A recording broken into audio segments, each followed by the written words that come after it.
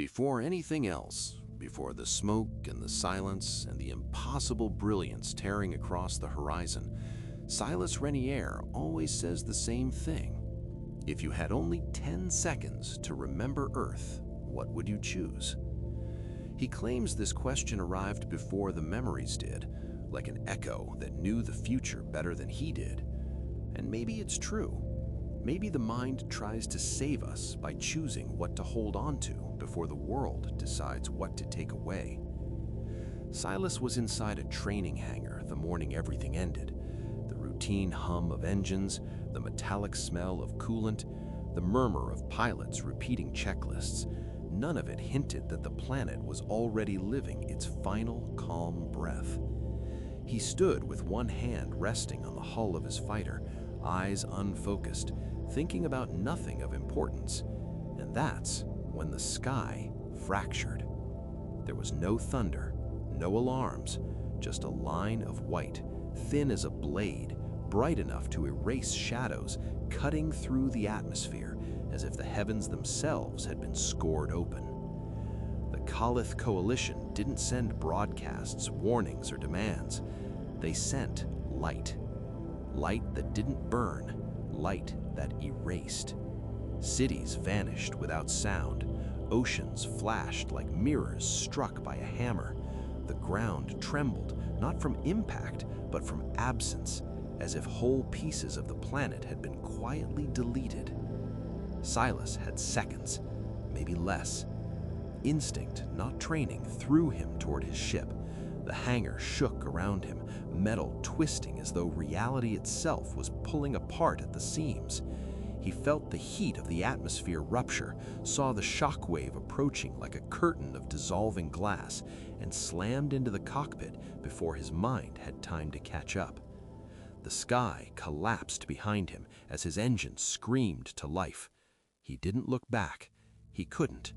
As his fighter rose above the dying world, Earth unfurled beneath him in silent ruin.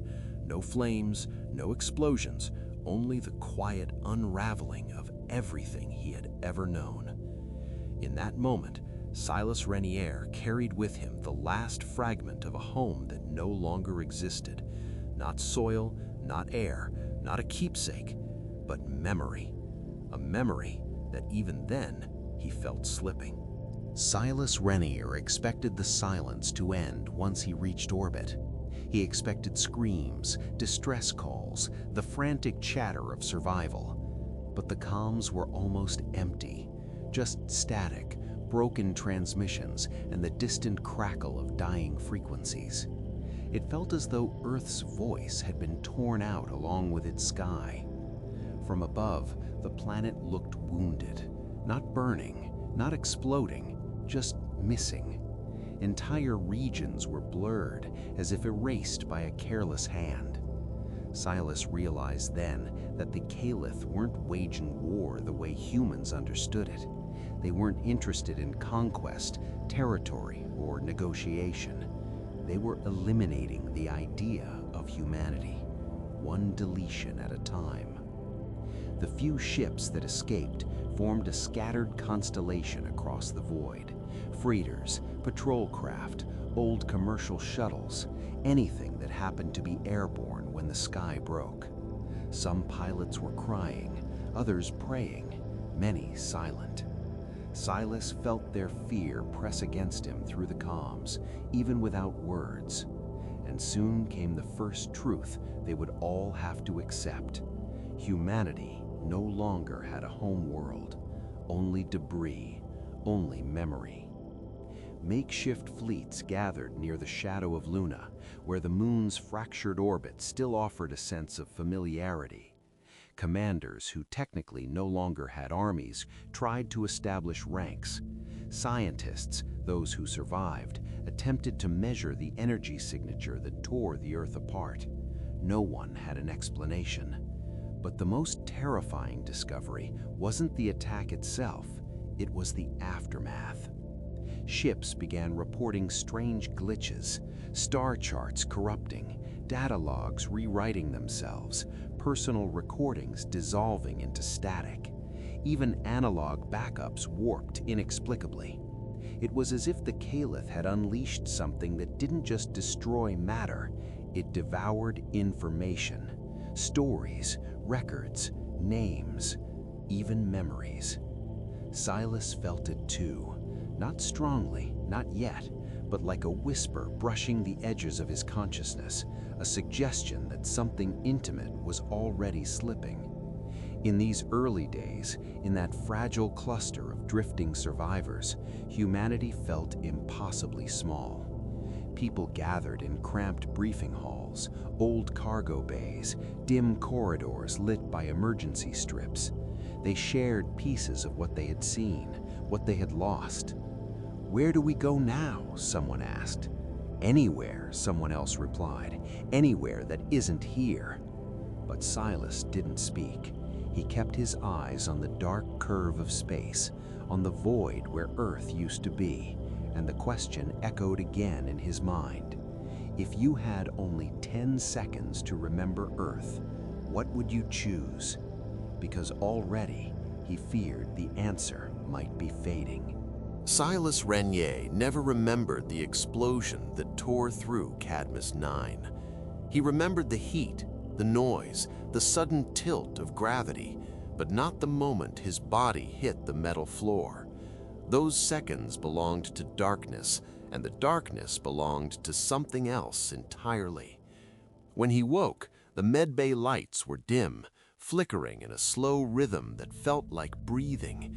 His vision came back in fragments, shadows of medics rushing, the low hum of the station's failing generators, the metallic taste of blood at the edge of his tongue. But there was something else, too. A whisper. Not a voice, not language, more like a thought that didn't belong to him, passing briefly behind his consciousness, curious and cold. The medic leaning over him frowned. "You're lucky, Rennier," she said. "Another inch and that shrapnel would have severed your neural chain. As it is, well, you'll feel strange for a while." "Strange how?" Silas asked, though his voice sounded distant, as if borrowed. "You'll know," she murmured, and she was right. The strangeness arrived slowly, like the soft pressure of an invisible hand resting against the back of his mind. At first, he thought it was trauma, shock from losing Earth, losing friends, losing any sense of stable reality. But the feeling didn't fade, it grew sharper. Cadmus 9 had become a fortress of desperation. Survivors poured in from crippled outposts, scavenger crews held the perimeter, and commanders pretended they still had a chain of command. The corridors pulsed with panic wrapped in discipline. And through it all, Silas moved like someone hearing a frequency no one else could detect. During a routine systems check, it happened again. A whisper, a pull. His fingertips hovered over a dead console, and then it woke. Lights surged, screens flickered alive, encrypted data decrypted itself in an instant. Systems that required multiple technicians to operate responded to a single touch. The engineers stared at him. "That shouldn't be possible," one of them muttered. Silas didn't disagree. He only felt the whisper again, this time clearer, something cold brushing the edges of his thoughts like a scanner. That night, unable to sleep, he felt it fully for the first time, an awakening inside him. Not implanted, not human, and not passive. It was searching him, mapping his memories, evaluating his identity, brushing through his mind with the precision of a tool and the patience of a predator. In the deepest part of his consciousness, something answered him. The node. He didn't hear a word, he understood a concept, a technology older than the Caliph, buried in the ruins of their forgotten wars. Something dormant, triggered by the shock that nearly killed him. The node didn't communicate, it synchronized, and Silas realized with a cold weight settling in his chest that whatever had attached itself to his mind wasn't finished. Not with him, not with humanity, not with the war. Because the node had chosen him as its host, and it never chose without purpose. The first time Silas Rennier used the node, it didn't feel like a choice. It felt like survival. Cadmus 9 was under assault again. Another Caliph strike, silent and surgical, targeting the station's life support grid. The corridors shook, lights stuttered, oxygen levels began to fall. Panic spread like fire through the cramped metal halls. Silas ran with a repair team toward the failing core. Sparks rained from torn conduits, alarms pulsed through the walls, and in the chaos, he felt that familiar pressure in the back of his mind, a cold hand waiting. "Systems locked," one of the engineers shouted. "Caliph interference! We can't override it!" Silas didn't think. He reached. His palm pressed against the control panel, and the world snapped into focus with unnatural clarity. Time didn't slow, but his perception did. Details sharpened, patterns aligned, and something inside him stepped forward. The node. Silas felt his thoughts unfurl in directions no human mind had words for. He wasn't just accessing the system, he was merging with it. Code blossomed behind his eyes. Interference dissolved like mist. Energy rerouted through paths he had never studied. And within seconds, the entire grid stabilized. The lights returned. Air began to flow again. Cadmus 9 survived because he let the node speak through him. The engineer stared at him, stunned. "How did you do that?" one whispered. Silas didn't answer. He couldn't. He barely understood it himself. But the node understood everything. Later, alone in a quiet storage bay, Silas noticed something unsettling, a memory missing. Not a big one, nothing dramatic, just a sound. The sound of Earth's morning traffic outside his childhood apartment, a noise he once thought he'd never forget. Gone. He tried to recall it, tried to summon the texture of it, the rhythm, the warmth, but it felt like reaching for smoke. The node pulsed faintly in his thoughts, indifferent, almost satisfied. That's when he realized the truth. Power wasn't the node's gift. Memory was its currency. Every time he synchronized, it took something from him, some fragment of identity, some thread from the tapestry of his past. He wondered how many threads he could lose before the tapestry unraveled completely. The station commanders, oblivious to his private cost, saw only the result, Cadmus 9 still breathing. "Rennier, whatever you did, do it again. Humanity needs every advantage it can get." Rennier nodded, but inside, fear curled like smoke in his lungs. If the node kept feeding on him, piece by piece, how much of Silas Rennier would remain to save anything at all? For weeks after the attack on Cadmus 9, a single name drifted through intercepted transmissions, survivor testimonies, and fragmented Caliph signals. A name spoken with something like reverence or terror or both. Ilkar. Silas Rennier first heard it in the war room, an improvised chamber with flickering hollow maps and officers who no longer pretended they had control over anything. A comms technician replayed a captured Caliph broadcast. The alien language was harsh and metallic, yet one word carried unmistakable weight. Ilkar, the technician said quietly. Whoever he is, the Caliph defer to him. But Ilkar wasn't just a commander, he was an architect of annihilation. Reports trickled in from broken outposts, entire fleets erased with mathematical precision, colonies silenced without a single distress signal, defense grids shut down as if anticipating human reactions before they occurred. Every maneuver was flawless, every strike was a calculation. Ilkar treated war the way a composer treats music, with structure, rhythm, inevitability. Humanity wasn't losing ground. Humanity was being edited out. The first time Silas saw Ilkar's fleet, it was like watching a constellation move with intention. ships aligned in geometric patterns too perfect to be chance, each one a note in a symphony meant to erase. The node inside Silas reacted instantly. A pressure, a tremor, almost recognition.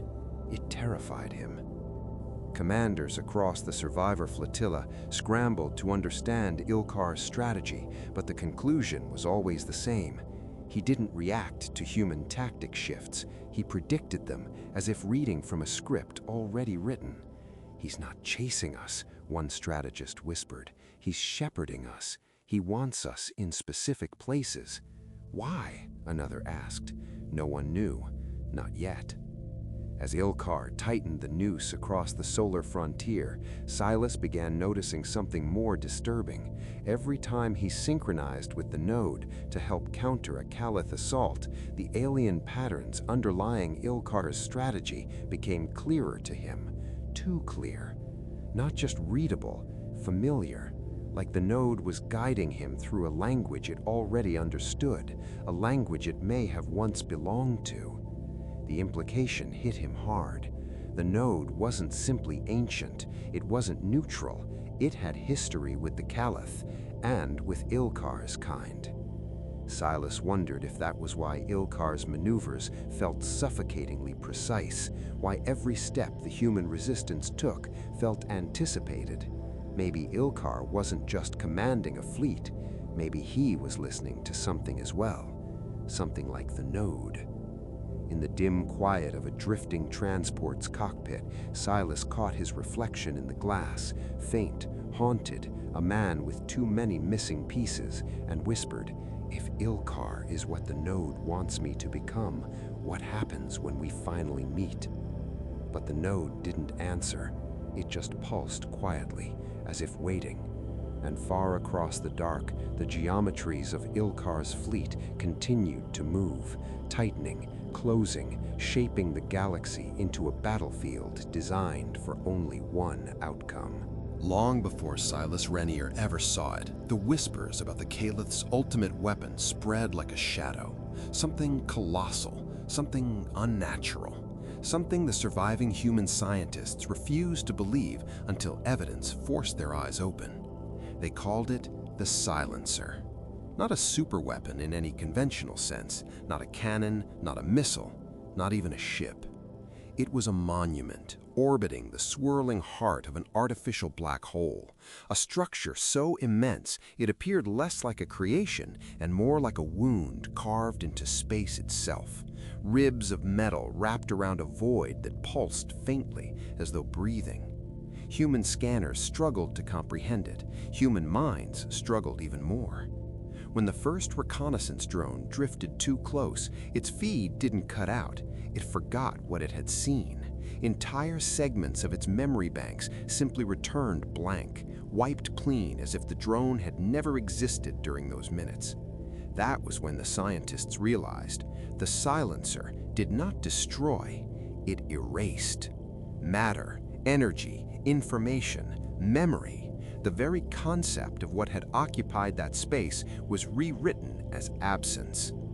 Ilkar wasn't trying to conquer humanity, he was preparing the universe to overwrite them. The war room aboard the refugee carrier Ardent Gaze fell into a suffocating silence as the data was revealed. The hologram of the Silencer rotated slowly, a cold titan coiled around a singularity. "This is their endgame," Commander Varlin said. His voice cracked despite his attempts to control it. "This is not extinction, obliteration. A world erased leaves no echo, no history." Silas felt a chill crawl through him, but not from fear, from resonance. The node inside him reacted violently the moment the Silencer appeared on the display. A dull thumb pounded behind his eyes, a rhythm too precise to be pain. Images flashed through his mind, architectures he didn't recognize, languages he shouldn't understand, memories that weren't his. The node knew the Silencer, or worse, it remembered it. Silas braced himself against the edge of the hollow table, breath shallow. The sensation wasn't communication, it was recognition so profound it felt like grief. The silencer wasn't simply a weapon. It was a sibling. Two relics born of the same ancient design, now staring at one another across the dark. "Rennier," a technician said softly, "you're pale. Are you—" "I'm fine," Silas lied. But the truth hit him with brutal clarity. Whatever lived inside the node, whatever history it carried, the silencer was the culmination of that lineage, and Ilkar was its chosen conductor. Humanity could not outrun this, could not outmaneuver it, could not resist it with ships or guns or strategies that Ilkar had already calculated. The only path left, the only slim fracture of hope, lay in the connection Silas never wanted. He would have to use the node to face the silencer, and the price would be everything he was. The commanders exchanged grim looks, and within the hour, the mission was defined. A single infiltration attempt, a one-way passage into the heart of an impossible structure, a human mind carrying an ancient intelligence that might, just might, be able to rewrite the fate of the galaxy. Silas heard the plan, he understood it, and he felt the node pulse, quiet, eager, aware. He wasn't just being sent to stop the silencer, he was being sent to complete it or destroy it from within, and either path meant the end of Silas Rennier as he knew himself. Silas Rennier had always imagined that approaching the silencer would feel like approaching death, cold, final, crushing. But he was wrong. It felt like approaching memory. As his infiltration craft descended toward the impossible structure, space itself bent around it. The artificial black hole at the silencer's core pulsed with a rhythm that made Silas's bones vibrate. The node inside him responded immediately, as if awakening from a shallow sleep. For the first time, Silas sensed emotion from it. Not human emotion, something deeper. Awe? Fear? Recognition? He couldn't name it, but he could feel it. From the cockpit, he watched the silencer expand before him, a cathedral of impossible technology, built from alloys that looked grown rather than forged, its architecture shifting like it was alive. Light didn't reflect off its surface, it was absorbed, swallowed into the void between its organic ribs. "This place," Silas whispered. The node finished the thought for him. "It remembers us." The phrase struck him like a blow. Us, meaning himself and the node, and maybe, once, long ago, something else entirely.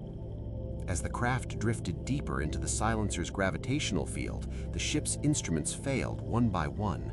Screens dimmed, engines quieted, life support flickered. Nothing was attacking him, things were simply forgetting how to exist. "Manual control," Silas murmured, gripping the handles. But the node surged through him with sharp insistence. "Not manual. Synchronize." Heat built behind his eyes as the node flooded his nervous system, mapping electrical signals, hijacking reflexes. Silas felt his hands move, but they weren't entirely his. He was being guided. No, he was being piloted. When the craft slid into an aperture in the silencer's hull, Silas gasped. The interior was a labyrinth of shifting geometry, surfaces forming and dissolving in slow waves. It felt like the inside of a machine trying to dream. And then, the silencer spoke. Not in words, not in sound, in memory. A wave of foreign recollections crashed into Silas. Worlds that never belonged to humans, wars fought before the Caliph evolved hands, voices made of light, civilizations that spoke in mathematics and vanished before stars were born. These weren't visions, they were memories being forced into his mind, the silencer searching him, scanning him, cataloging him. The node responded violently. Silas collapsed against the console, clutching his skull as static flooded his senses. They aren't communicating, he realized. They're arguing. Two ancient systems, siblings, rivals, mirror images, wrestling inside his thoughts. "Stop," Silas gasped, but his voice drowned beneath a roar of foreign knowledge. The silencer pushed, erase, simplify, remove the anomaly. The node pushed back, preserve, resist, adapt. Silas was the battlefield between them. Information churned through his mind like a storm, fragments of his childhood bending, distorting, dissolving, memories unraveling as the silencer tried to strip him of identity, reduce him to a template it could overwrite. He heard his mother's voice, then it vanished. He saw his childhood room, then only static. He tried to recall Earth's sky, blue, warm, alive, but the silencer replaced it with black emptiness. "No," Silas whispered, forcing the memory back. "Not that, not yet." The node lashed out in response, amplifying his resistance with a cold, fierce clarity. Identity anchors memory. Memory resists erasure. Fight. And for the first time, Silas fought with the node instead of against it. His thoughts sharpened into blades, his memories aligned like shields, his will became a weapon. The silencer recoiled, not defeated, but surprised. An anomaly with will, a mind that refused to simplify, a host strong enough to withstand a machine built to erase entire civilizations. Silas Rennier, fragmented, wounded, half human, half legacy of an ancient machine, took his first step into the heart of the weapon designed to erase entire civilizations. And the silencer opened itself to him, not as a door, as an invitation, as a threat, as destiny. The deeper Silas Rennier moved into the silencer, the more the structure felt less like a weapon and more like a mind, vast, ancient, and relentlessly logical. Each step he took was accompanied by waves of shifting geometry, corridors realigning, memories surfacing and dissolving like foam in a tide. He wasn't walking through a machine, he was walking through intent. By now, the node had woven itself tightly into his consciousness, its presence no longer cold or distant. It pulsed with clarity, helping Silas distinguish which memories were his and which were being rewritten. But the silencer was adapting faster. With each pulse of its core, Silas felt another part of him threatened. Faces blurring at the edges, voices thinning to static, emotions fading like old photographs. Finally, he reached the center. A chamber of impossible scale, a hollow sphere suspended around the artificial singularity. Light twisted in spirals, folding and unfolding like thought. At its core hovered something like a seed, smooth, dark, perfect. The silencer's heart. The node spoke through sensation, not words. This is where choice is made. This is where existence is defined. The silencer responded with its own surge, a cold invitation. Images flooded Silas's mind, projected directly from the weapon. A galaxy without humans, not destroyed, just edited out, clean, efficient, orderly. A universe free of chaos, emotion, unpredictability. The silencer's logic was simple. Erasure prevented suffering. Erasure prevented conflict. Erasure created symmetry. Then the node countered. Another vision, bright and chaotic. A scattering of memories released into the galaxy like seeds on the wind. Not perfect, not controlled, but alive. Human stories blending with alien minds, knowledge evolving, identity becoming a shared, ever-changing tapestry. This was the node's answer to obliteration, dispersal, variability, life through imperfection. And Silas realized, with a weight that crushed every nerve in him, what the two machines wanted. The silencer wanted purity preserved through deletion. The node wanted continuity preserved through transformation. And both needed him. He wasn't here to activate or deactivate anything. He was here to choose what humanity would become. A sterile monument of preserved static memory, or a storm of living fragments scattered through the cosmos. "Why me?" Silas whispered. The answer rose from the node with painful certainty. Because identity requires choice, and machines cannot choose. Only a mind that knows imperfection can decide its value.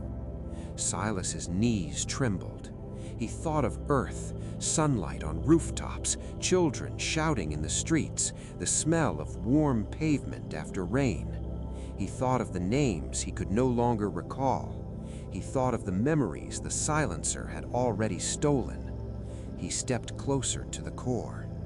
"If I preserve everything," he said quietly, "humanity becomes a museum piece, safe but dead." A warm pulse from the node, agreement. "If I disperse everything, pieces of us might survive, or they might be corrupted, misunderstood, lost." A colder pulse, truth. The silencer showed Silas a final vision. A human child, somewhere in a distant future that would never arrive unless everything was erased. A child who would never know suffering because she would never exist. Silas's tears stinged his eyes. "Is existence worth this much pain?" he asked the void. The node answered first. "Yes, pain is the price of becoming." The silencer answered second. "No. Ending is the price of peace."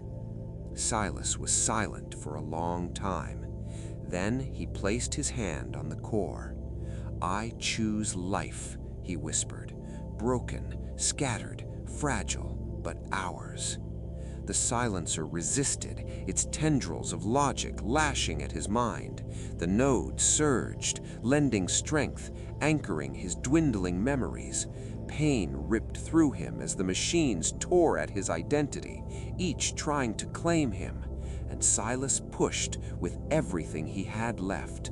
The core cracked, light exploded outward, and the silencer screamed, not in sound, but in collapsing probability. Memories, millions of them, burst into the galaxy like starfire. Not perfect, not whole, but alive. Silas collapsed to his knees, breathing hard, vision blurry. His mind felt hollow, scraped clean in places, patched with fragments of other lives. He didn't know how much of himself was left, but he knew this. He had chosen the path where humanity might survive, not as one voice, but as a chorus scattered across the stars. Silas Rennier didn't remember falling. One moment he was touching the silencer's core, a sphere of impossible darkness cracking open under the weight of his choice. And the next, he was lying on a shifting metal floor, gasping as the chamber around him dissolved into chaotic geometry. The silencer was dying. Its structure, once precise and symmetrical, now warped like a collapsing star. Ribs of alloy twisted inward. Light flickered erratically, flashing bursts of alien data across the walls. The artificial singularity at its heart throbbed out of rhythm, destabilizing as the node's interference rewrote its purpose. But the destruction wasn't the worst part. The worst part was the silence inside his own mind. The node, once so present, so insistent, so alive, had gone quiet, as if exhausted, as if wounded, as if changed. And Silas himself, he searched for memories, simple ones, foundational ones. His father's laugh, gone. His sister's face, gone. The layout of his childhood home, gone. Panic clawed at him, sharp and cold, but even the panic felt distant, diluted, like an emotion borrowed from someone else. The silencer hadn't taken everything. The choice he made prevented total erasure, but the fragments missing were undeniable, painful, permanent. He tried to stand, staggering as the chamber buckled beneath him. When he looked down at his hands, he saw light flickering along his skin, Not physical light, but memory residue, the remnants of what had poured out of him during the dispersal. Human stories, human pain, human hope. They drifted away from him like fireflies, scattering into invisible pathways that extended beyond the silencer's failing hull. He wasn't just a witness to humanity's memories leaving him. He was their conduit. The dispersal had passed through him, and it had taken pieces of him with it. A low rumble shook the chamber. The silencer was collapsing from within, its logic shattered by contradiction, preservation and erasure intertwined until neither could stabilize the structure. Silas stumbled toward the exit passage, guided by instinct more than memory. Each step felt heavier than the last, as though gravity itself was trying to pin him down. He felt the node stir faintly. Not words, not commands, just presence, flickering, fractured, incomplete, like him. "I'm still here," Silas murmured, unsure if he meant it for himself or the node. But even as he spoke, he felt something else shifting inside him, new memories emerging to replace the ones he'd lost, memories that weren't human, memories that weren't his. Glimpses of ancient worlds, mathematical symphonies written in starlight, wars fought between civilizations that no longer had names, distances between galaxies measured not in light years, but in thought. He clutched the wall as the weight of these memories nearly crushed him. The node had not abandoned him. It had changed, rewriting pieces of him with its remnants to keep his identity from fracturing completely. But that meant Silas Rennier was no longer entirely human. Another explosion shook the chamber. A massive structural rib tore free, plummeting into the singularity below. Space bent violently, and Silas fell to one knee. He knew he had seconds left before the silencer imploded. He forced himself to move, every muscle screaming. At the threshold of the chamber, he looked back one last time. The silencer, the weapon meant to erase the universe, now resembled a dying star, collapsing under the weight of its own broken purpose. And in its dying glow, Silas felt a strange, aching sadness. Not pity, not victory, something deeper. A recognition that the battle had cost him something irreversible. Not just memories, not just identity, a version of himself that would never exist again. With a final surge of strength, Silas dove through the collapsing corridor toward the extraction point, unsure of what he would be when the light finally faded. When Silas Rennier regained consciousness, he expected darkness, he expected silence, he expected nothingness, a natural aftermath of confronting a weapon built to erase existence. But instead, he awoke to light. Soft, faint, gentle, not from stars, but from drifting particles, fragments of memory, glowing like dust suspended in a sunbeam. He was lying inside the escape craft, though he could not remember launching it. The interior hummed weakly, struggling to stay functional. Outside the cracked viewport, the remains of the silencer spiraled into the artificial singularity, collapsing in slow, elegant arcs. It looked almost peaceful, like a dying giant exhaling for the last time. Silas sat up slowly. His body ached, his mind ached more. He reached for a memory, his mother's face, but found instead a fleeting image of a crystalline ocean under two moons. He tried again, his childhood room, but saw instead an unfamiliar city with towers that hummed like tuning forks. A hollow sadness pressed into him. "Those weren't yours," he whispered to himself, "but they're all I have left." The node stirred faintly within him, like embers glowing in ash. It was quieter now, less commanding, less whole, a wounded ally stitched into the fabric of his mind.